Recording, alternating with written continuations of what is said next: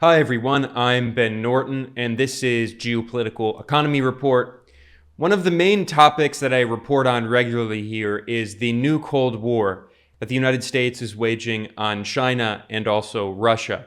And I frequently focus on the aggressive actions taken by Washington, including its economic warfare through the use of unilateral sanctions, which violate international law, through its information warfare in the media and propaganda, and other very aggressive policies taken. Today I'm going to look at the response by China, because for the most part, China has been very cautious, very diplomatic, and usually hasn't really responded to a lot of the US aggression against it. And we do see that increasingly, Chinese politicians, up to and including President Xi Jinping, are becoming more outspoken against this US aggression, and they're criticizing the United States and pushing back and defending themselves. And we see this clearly in a speech that President Xi Jinping gave, in which he condemned the US-led Western attempt to contain, encircle, and repress China. He used those terms specifically, containment and encirclement. And after President Xi made these comments, they were echoed as well by China's foreign minister, Qin Gang, who said likewise that the United States is trying to contain and encircle China, and that the US talks about so-called competition, but he said that actually this is not fair competition, but malicious confrontation. So we see that Chinese officials are being more assertive in defending themselves, while the US constantly accuses them of ridiculous things and spreads all this propaganda. So let's look at the speech that President Xi gave, because I do think that these are historic remarks, considering, again, I want to stress that typically Chinese politicians and diplomats are very cautious in the language they use. This is the speech that was published at Xinhua, which is Chinese state media, on March 7th. In this speech, President Xi warned that China is facing high winds and choppy waters in the international environment.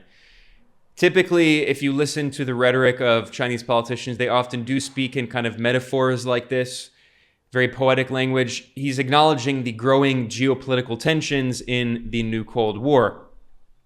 And then he comes out and says very clearly what he means. He names the United States and the West. He says, "The external environment for China's development has changed drastically, with uncertainties and unexpected factors increasing remarkably. In particular, Western countries headed by the United States have contained, encircled, and suppressed China in an all-around way, bringing unprecedentedly severe challenges to China's development." So a few things to acknowledge here. He says that we've seen a remarkable increase in the Western aggression against China. He uses the term remarkable. He says that we're facing unprecedented, severe challenges to China's development.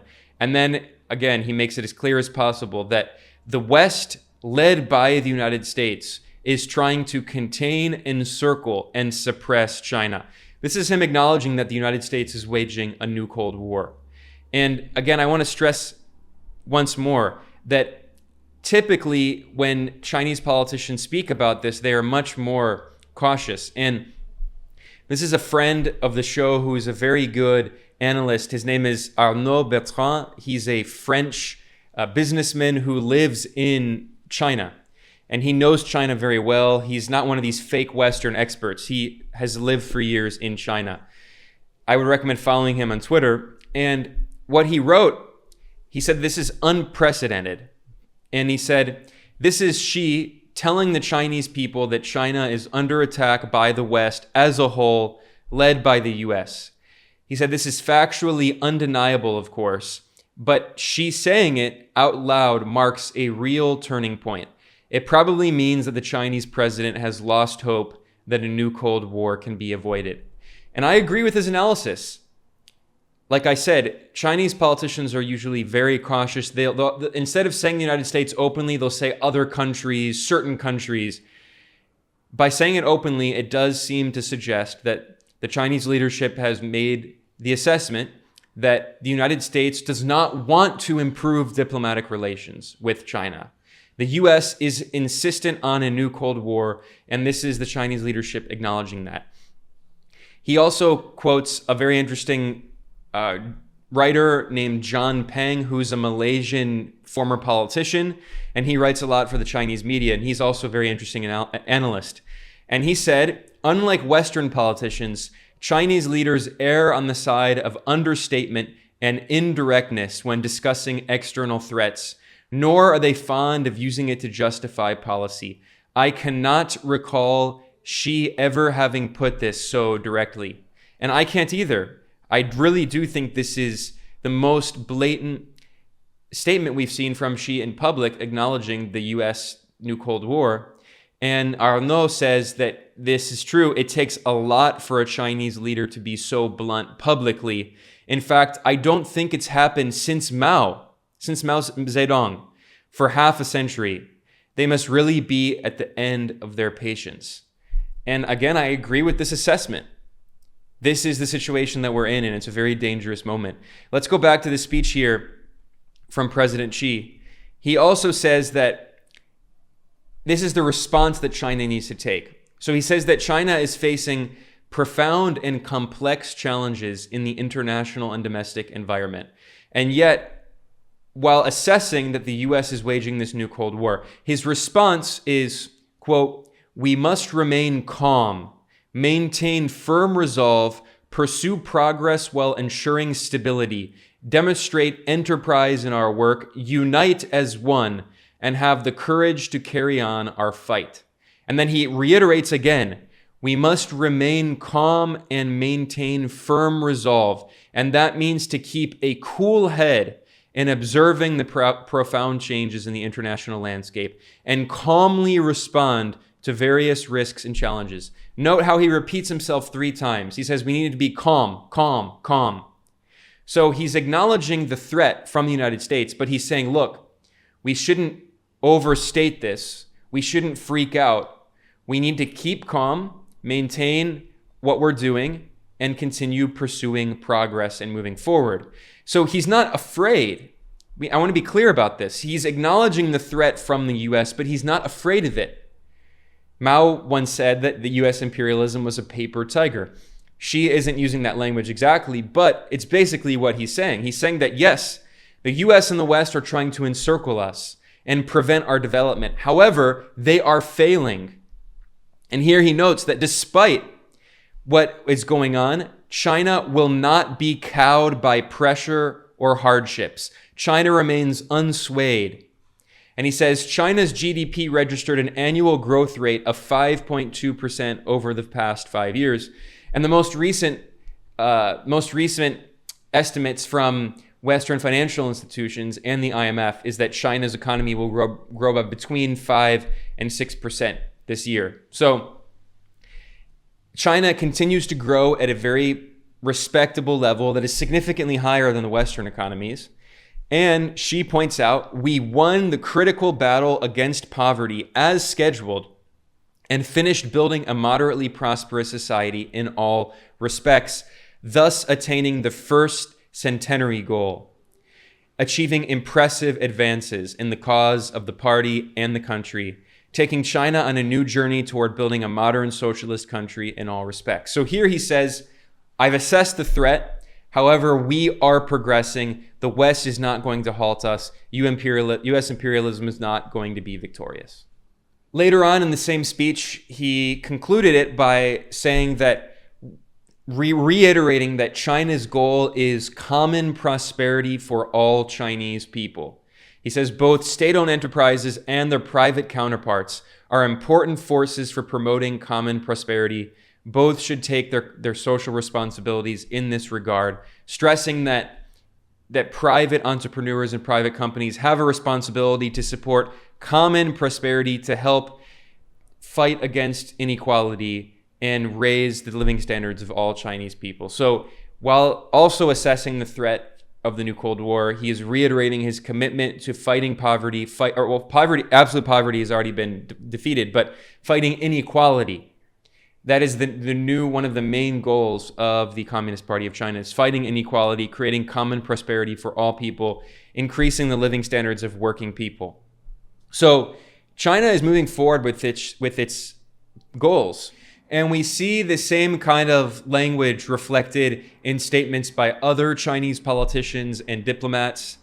The spokeswoman for the Chinese Foreign Ministry, Hua Chunying, she tweeted a thread in which she said that the U.S. claim to shape the strategic environment in which China operates actually reveals the real purpose of its Indo-Pacific strategy, that is to encircle China. So once again, we see that Beijing is saying that the U.S. goal is to contain and encircle us.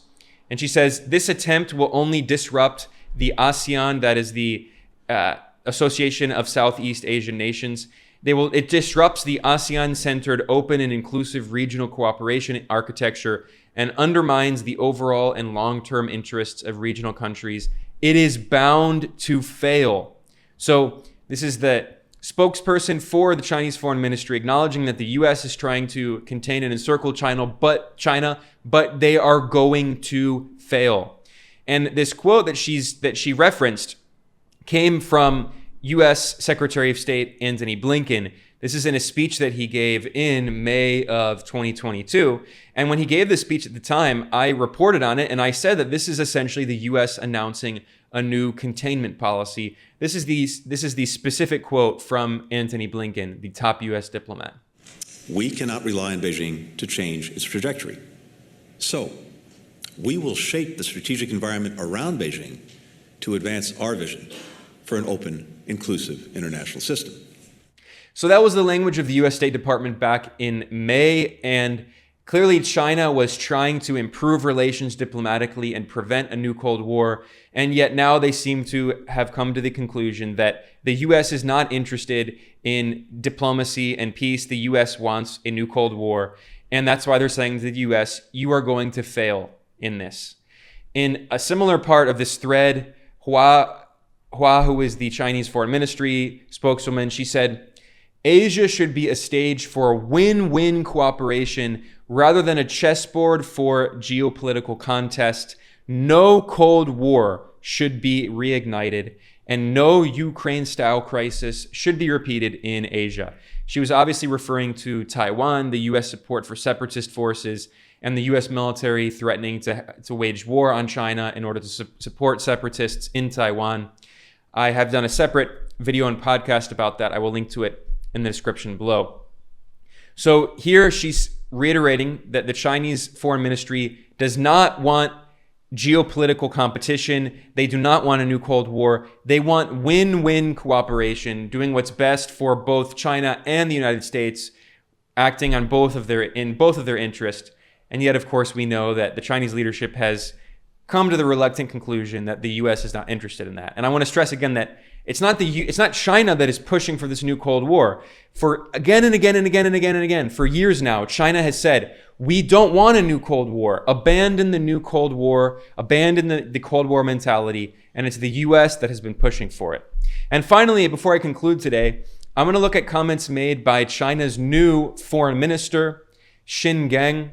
Qin Gang is the former Chinese ambassador to the United States, and he replaced Wang Yi as the new foreign minister at the beginning of 2023. And China selecting him as foreign minister, I think, reflects once again that they see that their main foreign policy priority now is to try to prevent this Cold War with the U.S. and prevent a war.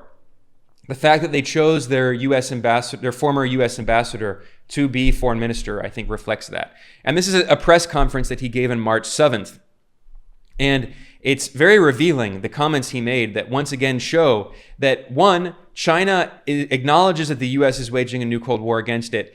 And two, it doesn't want that new Cold War. But three, China is defending itself. And it's not going to be a victim of U.S. imperialism. Now, Foreign Minister Qin said a lot of very interesting things in this press conference, but I'm not going to go through everything because it's long. I do want to point out the section in which he was asked about the China-US relationship. And he said a lot of very interesting, important comments here. So he began talking about the so-called unmanned airship incident, by which he means the balloon scandal, in which a Chinese balloon entered U.S. airspace in February, and the U.S. military blew it up with missiles. Now, I did a separate report, which I'll link to in the description below, in which I looked at the evidence from U.S. government officials acknowledging that that Chinese balloon likely entered U.S. airspace by accident. It was not intentional, and acknowledging that it was likely a weather balloon, and that after that, the U.S. military blew up 3 more balloons, one of which was a $12 hobbyist balloon that belonged to a bunch of kids in Illinois. That's another topic. I'll link to it in the description below. In response to it, the Chinese Foreign Minister Qin, he said that it was entirely an accident, that China did not want the balloon to enter U.S. airspace. And he said even the United States did not believe it posed a physical threat. However, in violation of the spirit of international law, the United States acted with a presumption of guilt. He says that the U.S. overreacted, abused force, and dramatized the accident, creating a diplomatic crisis that could have been avoided. So he's saying that, look, China did not want to make this a big deal. The U.S. made it a big deal. It was an accident. The U.S. turned it into a big dramatized scandal and did severe damage to the Chinese-U.S. relationship. And he said, an accident can reveal something fundamental. In this case, the U.S. perception and views of China are seriously distorted. It regards China as the primary rival and biggest geopolitical challenge. This is like the first button in a shirt being put wrong. Like I said, Chinese diplomats will often speak in metaphors or similes in this case. And I like this actually, because what he's saying is if you put the first button wrong on a shirt, as people know, it's very annoying, because then if you try to put the later buttons on, you have to go back and redo everything, right? So he's saying that by damaging its relations with the U.S. with China, the U.S. is damaging its relations with everyone, and it's going to have to redo its entire it's going to have to redo all of its diplomatic relations and its political and economic relations, just as if you put the first button on your shirt wrong, you're going to have to re-put on your entire shirt. Now, this is the money quote of this press conference, where really the Chinese Foreign Minister Qin is saying very clearly that China is not going to be bullied anymore. He says, the United States claims that it seeks to outcompete China, but does not seek conflict. Yet in reality, the U.S.'s so-called competition means to contain and suppress China in all respects and get the countries locked in a zero-sum game. So U.S. politicians constantly say, we don't want a new Cold War. We want competition. Here he's saying that, look, the U.S. says it doesn't want a new Cold War, but actually its so-called competition is containment and encirclement, aimed at weakening China, aimed at containing and suppressing China. And he says that, once again, the U.S. policy is one of a zero-sum game, whereas China proposes mutually beneficial win-win cooperation. He says, the United States talks a lot about following rules, but imagine 2 athletes competing in an Olympic race.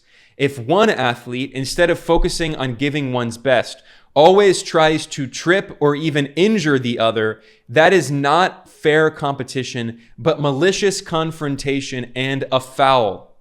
So again, like I said, Chinese diplomats frequently use metaphors and similes. And here we see that the U.S. is claiming to be in a competition in like a sports race with China, but actually it's cheating in that competition. It's trying to trip and injure China, attacking China. This is not fair competition. It's malicious confrontation.